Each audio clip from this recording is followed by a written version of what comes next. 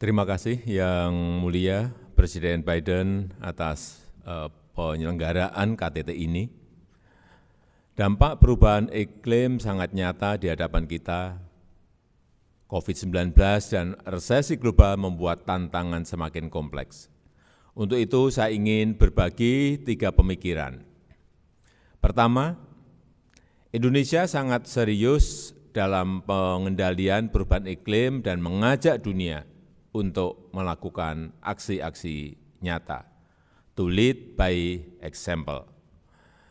Sebagai negara kepulauan terbesar dan pemilik hutan tropis, penanganan perubahan iklim adalah kepentingan nasional Indonesia melalui kebijakan, pemberdayaan, dan penegakan hukum.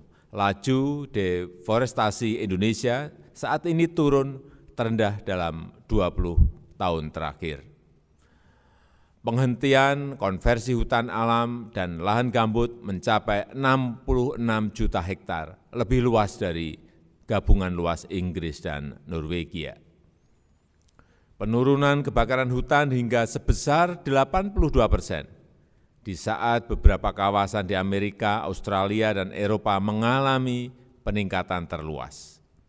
Kedua, kita harus memajukan pembangunan hijau untuk dunia yang lebih baik.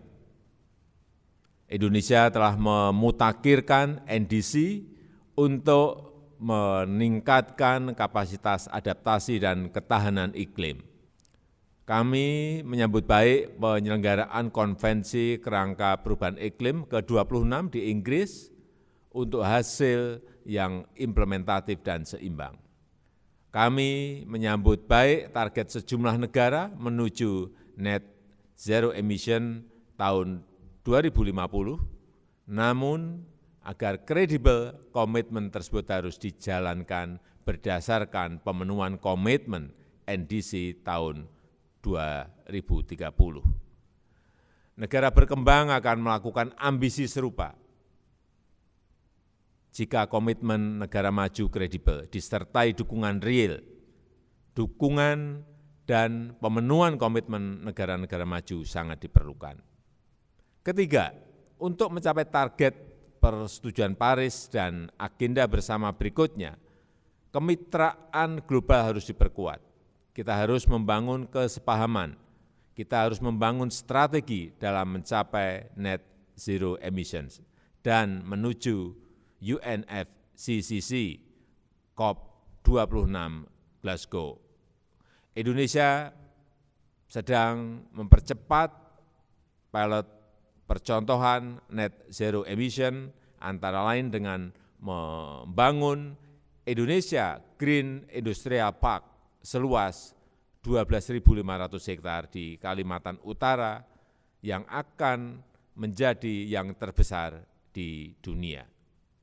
Kami sedang melakukan rehabilitasi mangrove, hutan mangrove seluas 620.000 hektar sampai 2024, terluas di dunia dengan daya serap karbon mencapai 4 kali lipat dibanding hutan tropis. Indonesia terbuka bagi investasi dan transfer teknologi, termasuk investasi untuk transisi energi. Peluang besar juga terbuka bagi pengembangan bahan bakar nabati, industri baterai litium, dan kendaraan listrik.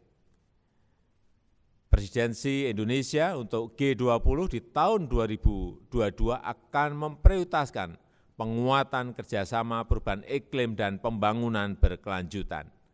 Indonesia juga terus mendukung upaya para sahabat kami di kawasan Pasifik. Kita harus terus melakukan aksi bersama, kemitraan global yang nyata dan bukan saling menyalahkan, apalagi menerapkan hambatan perdagangan dengan berdalih isu lingkungan. Terima kasih.